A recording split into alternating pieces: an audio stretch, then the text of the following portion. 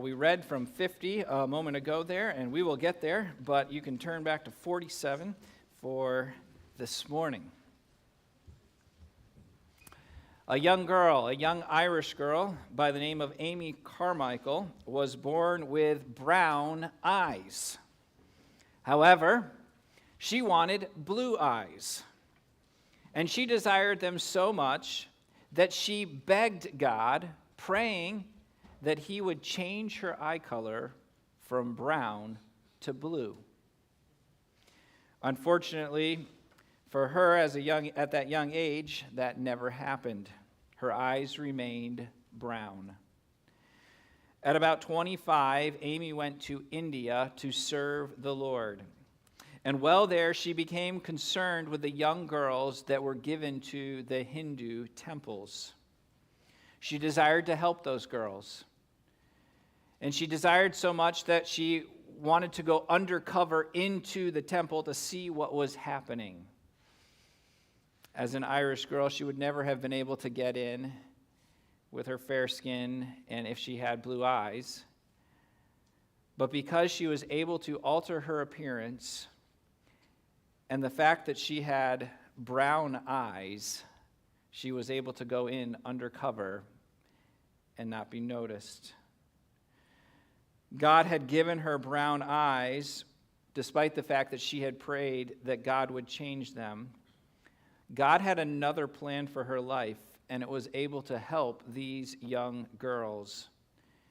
And to do that, her brown eyes were exactly what she needed. And so at that time, she understood that God didn't make a mistake when he gave her brown eyes.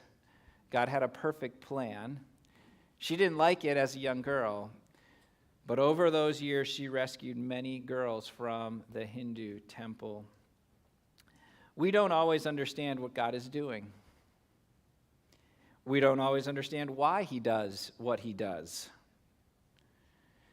Amy found out many years later in the story I told you, in the story of Joseph that we've been studying, we find out why God did what he did, but we just don't always get those answers. By the way, as believers, our goal shouldn't be to understand everything God does. Our goal is to trust God even when we don't understand. And that is where we most often live. We must humbly acknowledge God is on the throne, and we are not. Over this fall into November here, we have studied the life of Joseph. And today, the plan is to wrap that series up. And this is one of those stories where you learn things along the way, but you also need to see the entire story to get the whole picture of what God is doing. And so today we'll wrap it up, and I want to tie this together for you this morning. We started way back before Joseph was even born. The first message I did was entitled Joseph's Childhood, but in that message I began talking about Joseph's family, discussing his father Jacob, Jacob's wives, and siblings.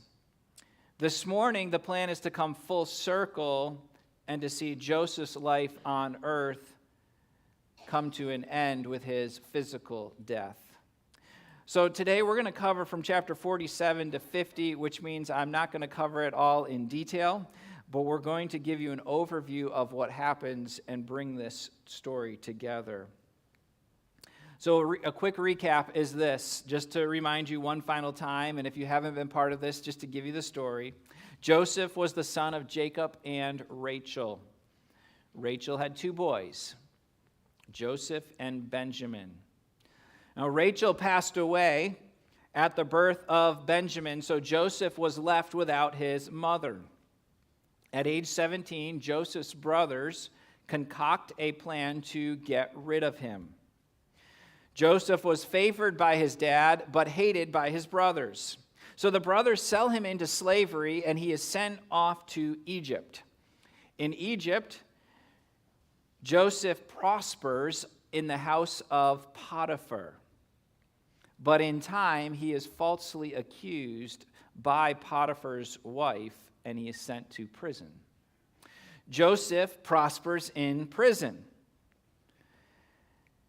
And he interprets two dreams while he is in prison. The dream states that the cupbearer will be restored, and he asks the cupbearer to please remember him. However, Joseph is forgotten.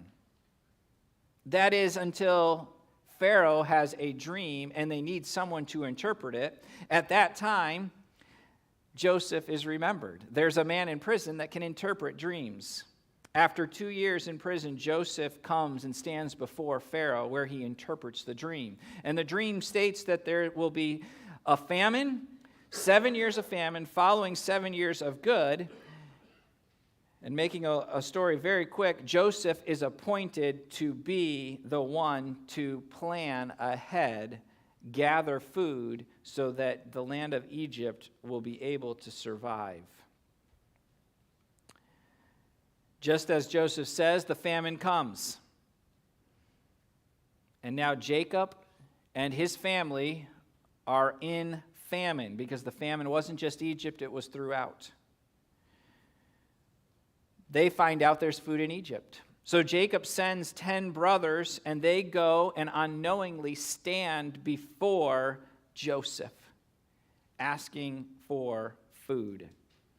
Joseph tests them, forcing them to bring Benjamin to Egypt before finally revealing himself to his brothers. The brothers eventually have to go home and confess to Dad that they lied when they told him Joseph was dead. Last time we were in this study, we saw the reunion of Jacob and Joseph. Jacob hears the shocking news that his son is still alive, and Jacob travels with his family to Egypt, where there is a sweet reunion. They gather together, and they're in a place where they can get food. We spent a little bit of time talking about the nation of Israel because, as we will see in today's message, this is a story about how God is preserving his people. So for this morning, I've entitled this message, God Meant It for Good. God meant it for good. We could look at a lot of the things that happened to Joseph and say, wow, there was a lot of bad stuff happening. But as we sang the song, God makes no mistakes. God understands. God has a plan, and God meant it for good. So let's start in chapter 47. And again, I'm not going to cover all of this. We'll look at some verses, but let's talk about life in Egypt. Life in Egypt. So they're now in Egypt. The people have come there. Verse number 6. Let's start there in chapter 47. And notice that 47 there is the chapter, okay? Oftentimes I put verse references up there so you know where we're getting our point from, but this is the chapter. But go to verse 6. They had come into the land here, and so what we read here in verse 6 is, the land of Egypt is before thee. In the best of the land make thy father and brethren to dwell. In the land of Goshen let them dwell, and if thou knowest any men of activity among them, then make them rulers over my cattle. Joseph's family comes to Egypt, and we noted that last time, but they go before Pharaoh, and they are given the best of the land in Goshen, as we read here in this verse. Now, in verse number 10, and Jacob blessed Pharaoh and went out from before Pharaoh. Jacob comes into Pharaoh and blesses him. Now, think about that for a moment. The fact that Pharaoh would allow this shepherd, right, this farmer to come in and to bless him shows just how much impact Joseph has had on the land. Not anybody got to do this. But Joseph has had massive impact.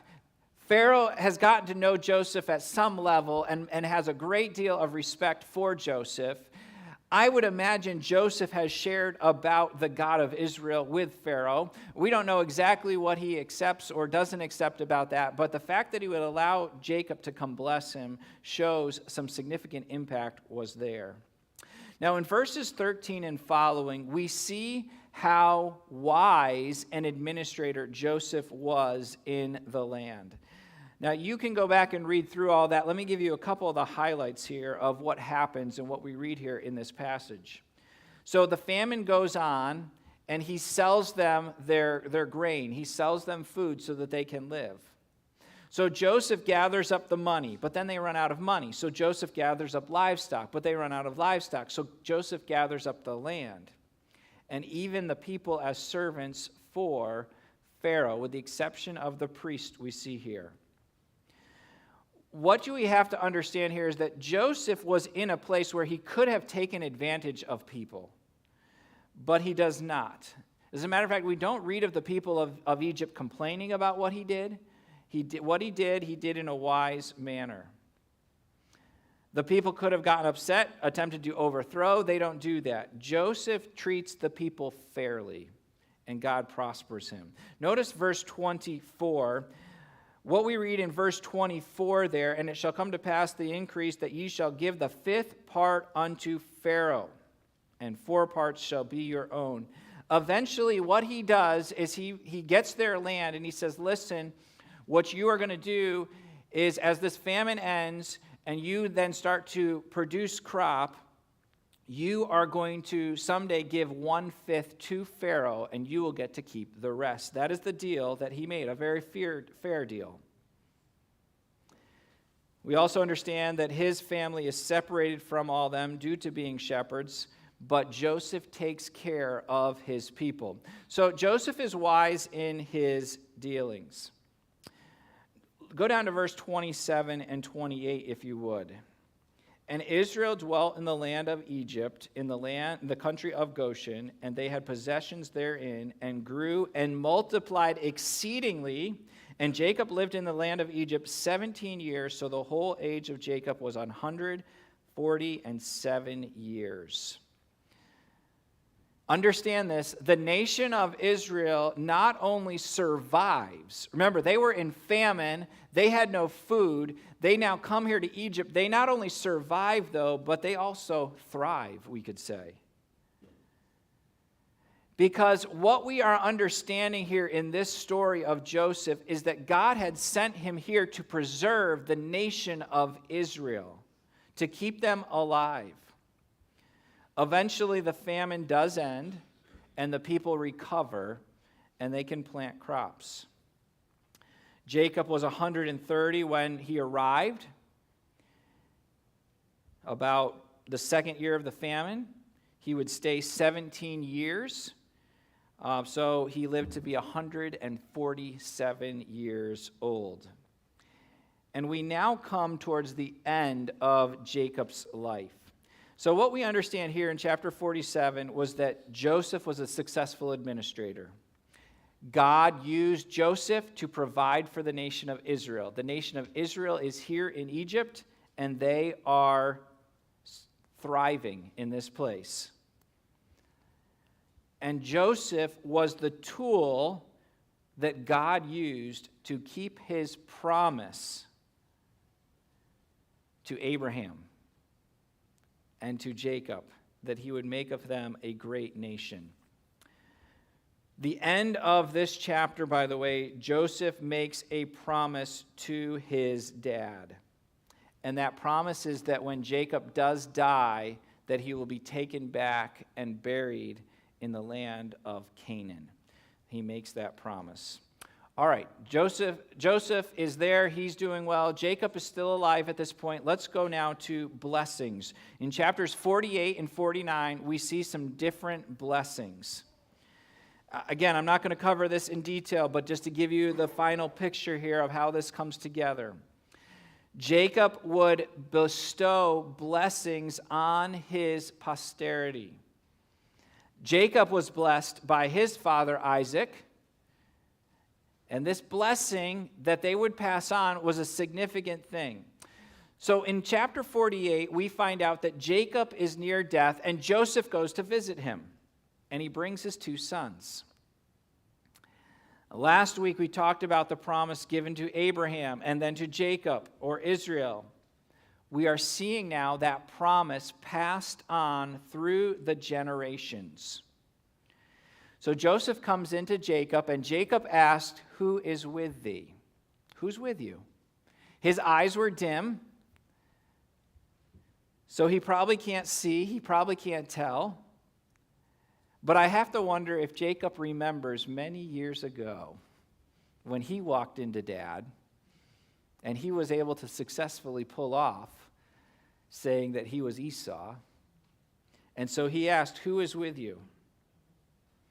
At this time, Jacob is going to bestow blessings on Ephraim and Manasseh. Now, you can study this out a little bit more, but he gives this blessing to Joseph, but he puts it on Ephraim and Manasseh. And it appears that he places this blessing on the two sons of Joseph rather than his oldest two, Reuben and Simeon. And so, in a sense, Joseph's two replace Jacob's two firstborn. You can study that out if you want some more. But Jacob puts his hands on the sons of Joseph. Notice verse number 15 of chapter 48 now. And he blessed Joseph and said, "God, before whom my fathers Abraham and Isaac did walk, the God which fed me all my life long unto this day, the angel which redeemed me from all evil, bless the lads, and let my name be named on them, and the name of my fathers Abraham and Isaac, and let them grow into a multitude in the midst of the earth." So he blesses these two.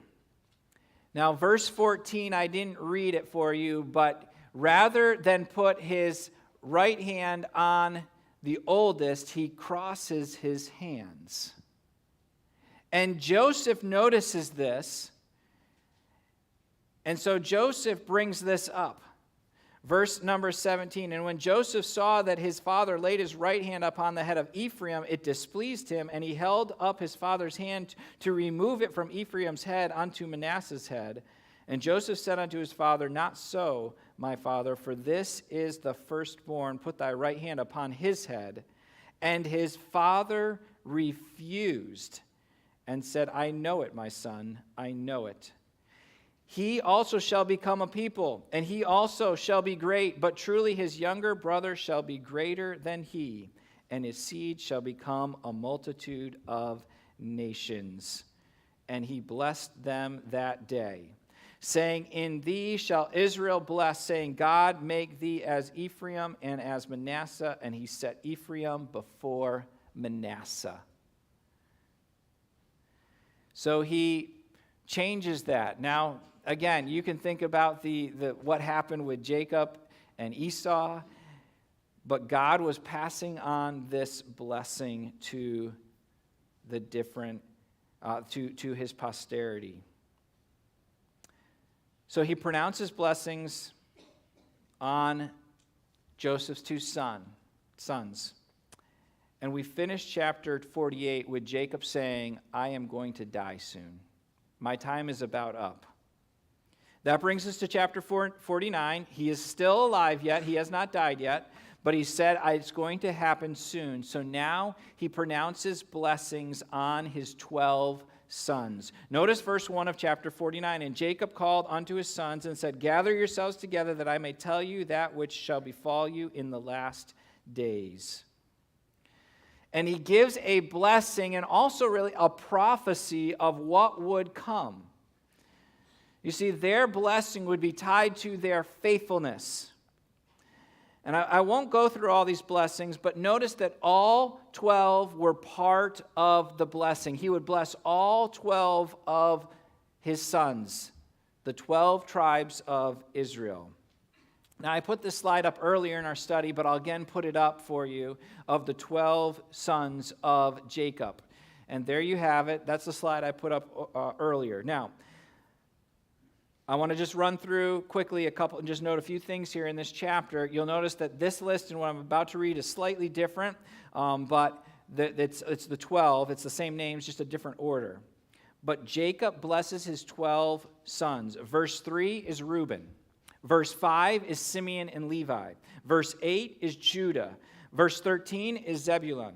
Verse 14 is Issachar. Verse 16 is Dan. Verse 19, Gad. Verse 20, Asher. Verse 21, Naphtali. Verse 22, Joseph. And then verse 27, Benjamin. Now, again, we're not studying that this morning, but again, I want to give you an overview as Jacob blesses his sons. And having given his blessings, go to verse 33 of chapter 49. And when Jacob had made an end of commanding his sons, he gathered up his feet into the bed and yielded up the ghost and was gathered unto his people. He gave out his blessings, and then Jacob dies. Abraham, Isaac, and Jacob, the patriarchs, and this is the end as Jacob passes away. Jacob, whose name was changed to Israel. It's the end of his life, but it was not the end of what God was going to do through these men. By the way, let's go now to Jacob's death, and we see that at the end here. I just want you to notice that in verse 29, this is a light thing for just a moment. Jacob gave instructions about his death and his burial. And I'd encourage you someday to give instructions about what you want for your death and burial. Now, if you're young, you're not thinking about that, I know. Many of you have told me, I want this song sung at my funeral. And I don't remember any of it, okay? Because I've been told that by many. So I really have no idea. One person has come in, and I have their instructions written down on my computer of what they want at their funeral. So they're going to get exactly what they want, okay? But if you would like to write them down, you don't have to give them to me, but give them to family. I'd encourage you to do that. I know some of you don't want to think about that. Do it well in advance of when you'll need it. It's helpful when you give instructions. Okay. With that said, we come to chapter 50. Joseph, in verse 1, falls upon his father, and he weeps because his dad is dead. Joseph missed out on many years with his father. There was that special relationship there. And in chapter 50, Jacob now dead, Joseph weeps, but then we find out that Jacob is embalmed. Joseph would get permission to go bury his father. And think about this, for the first time in 39 years approximately, Joseph goes back home with his dad's corpse in order to bury it. And what we read here is that there is a big entourage as they head home to bury Jacob. And we read here in chapter 50 that Jacob is buried. And at this point, Jacob dead, Joseph buries Jacob. It seems like we are just now tying up the loose ends of the story. The family then comes back to Egypt. That's where they are located now. That's headquarters. That's home for the time being. The family is hurting. It's a time of loss, but something else significant is happening. And this is kind of the last piece of the story of Joseph, as we're going to look at here this morning. And I want you to notice finally for today, God's purposes on display. God's purposes on display. Pastor Matt read from this passage earlier because this is the thrust that I want to get to with you this morning. The family is hurting because they've lost Jacob, the father. But for the brothers, something else is going on. They are hurting because, yes, they lost dad, but they are hurting and they are scared because they fear that Joseph restrained himself from getting even with the brothers because of dad, right? Dad is there. Joseph loved dad, and so he's not going to do anything yet. But now that dad is dead, now that we've buried him, now that we've had our time of mourning, maybe now Joseph is going to come after us. And so as we read there in verse 16, they sent a messenger ahead to Joseph. And they once again are asking for forgiveness. We apologize again. Please forgive us. What they don't understand is that they were already forgiven. This wasn't an issue for Joseph.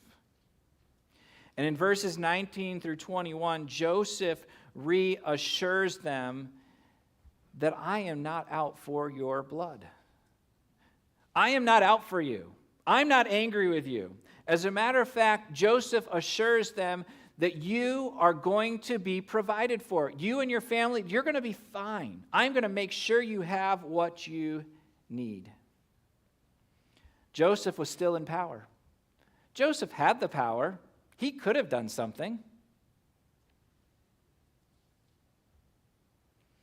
He makes the statement then that we often hear with this story. And the statement is this.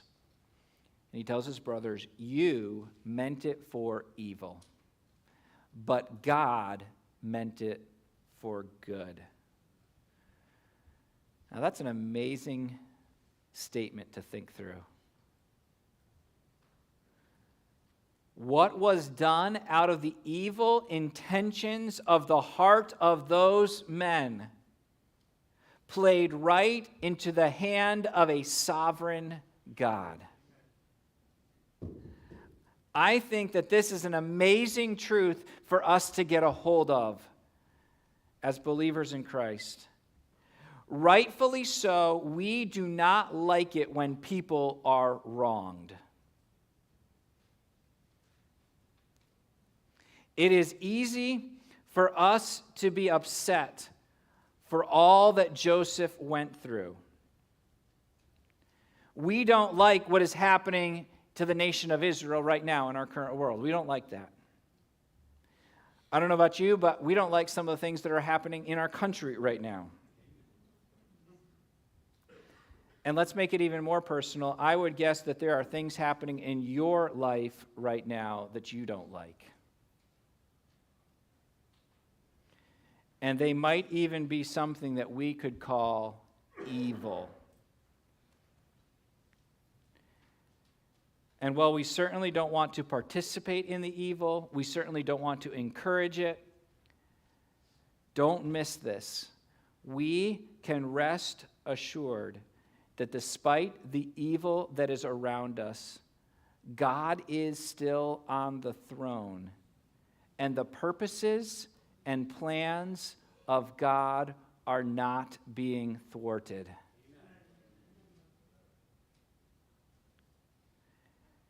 And in this story here, the purpose of God was what Joseph said in verse number 20. Now, I gave you the line, God meant it, you meant it for evil, God meant it for good. But notice the rest of verse number 20. To bring to pass, as it is this day, to save much people alive.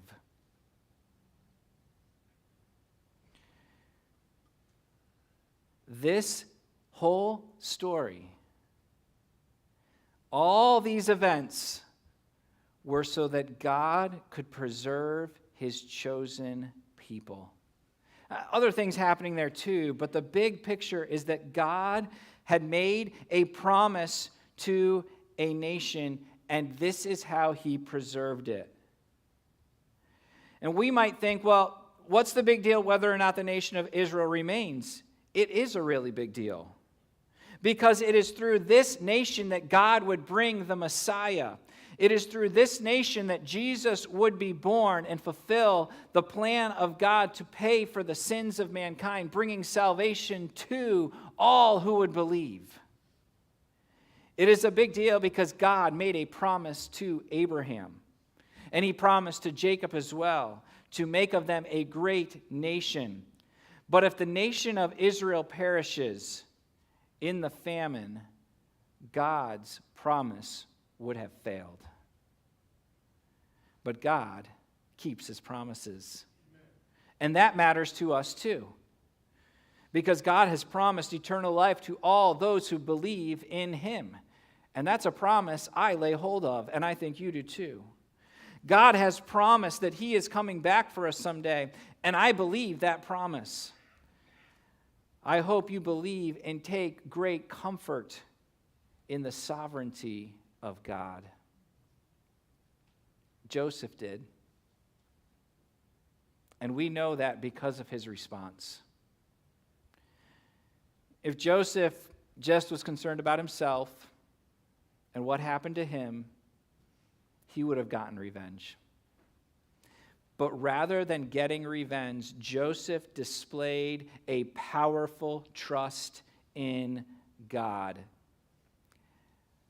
Now, think about this with me too, because I don't think Joseph enjoyed every step of the way. I don't think he enjoyed it all. I don't think he enjoyed it when he got put in prison after being falsely accused. I don't think he enjoyed it as he was being towed away by the Egyptians, never to see home again, or wondering what would happen. I'm sure Joseph had many days he wished he could see his father's face. I'm sure Joseph had days where he wondered why. So it's not that we don't ever and can't ever have those days, but ultimately, Joseph chose to submit to what God was doing and trust in God's great plan, even when he didn't understand.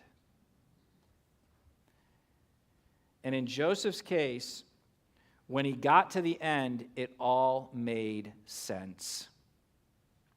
Just like it made sense to Amy Carmichael when she found out why she had those brown eyes. Now,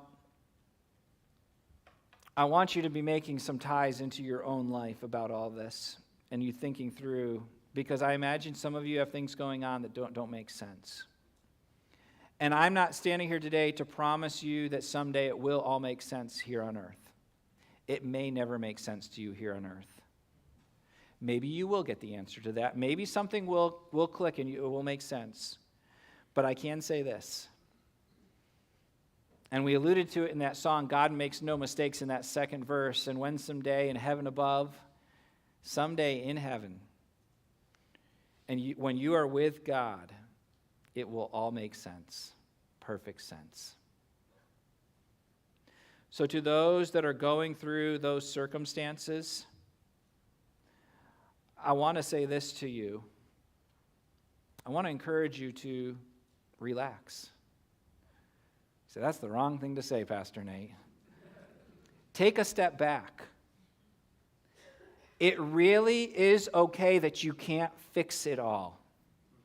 If you can get a hold of that truth, that will revolutionize how you go through trials. It really is okay that you can't fix it all.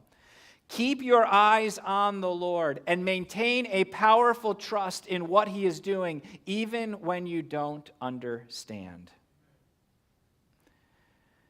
Now, I'm not trying to give you license to be part of the problem and do something wrong. That's not what I'm saying here. But what I am saying is when we can have that powerful trust in God, it gives us reason not to stress, worry, fear, and all those things that we tend to do when we can't make sense of it. And I say to you, it's okay. God's on the throne. God is at work behind the scene doing things we may not understand. We just need to keep trusting Him. Well, let's bring it full circle as we wrap up today. And finally, Joseph's death. The final verses here in this passage, or this book, Joseph dies. We started back with his birth. We now come full circle to his death. Verse 22, let me read the last verses of Genesis. And Joseph dwelt in Egypt, he and his father's house, and Joseph lived 110 years. And Joseph saw Ephraim's children on the third generation. The children also of Machir, the son of Manasseh, were brought up upon Joseph's knees. And Joseph said unto his brethren, I die, and God will surely visit you and bring you out of this land unto the land which he sware to Abraham, to Isaac, and to Jacob. And Joseph took an oath of the children of Israel, saying, God will surely visit you, and ye shall carry up my bones from hence. So Joseph died, being 110 years old, and they embalmed him, and he was put in a coffin in Egypt. God brought Joseph to Egypt. God brought the nation of Israel to Egypt in order to preserve life. He used Joseph in a mighty way in all this. But as Joseph comes to his death, he tells his family that someday God is going to bring you back out of Egypt. This is not your permanent home. And he references the promise that has been given here. God promised them a land. It wasn't in Egypt. And God is still going to stay true to that promise. By the way, that promise is fulfilled, but not in this book, if you start reading in the next book in Exodus. And as we wrap up today, Joseph was a godly man despite the mistreatment. Despite all the things wrong, he didn't give in to the temptation, discouragements, but rather stayed faithful to God through it all. Joseph didn't get revenge. He trusted in the Lord when he didn't understand. I end with a quote by George Mueller, and it says this: God delights to increase the faith of his children. We ought, instead of wanting no trials before victory, no exercise before patience, to be willing to take them from God's hands as a means. I say, and say it deliberately, trials, obstacles, difficulties, and sometimes defeats are the very food of faith. We should take them out of his hands as evidences of his love and care for us, in developing more and more that faith which he is seeking to strengthen in us. George Mueller was a man of great faith, if you know his story. Our response in the midst of trials, get them over. I just want to be done with it. And as a parent, I get that, especially we don't want to see our children go through that. As a pastor, it's hard to see people in the congregation to go through that. But we have to understand God is at work doing something much larger than we can understand. And we get that from the story of Joseph. God preserved his people. He would bless you and me through that. But God is on the throne. God is sovereign. And we must trust him. Shall we pray?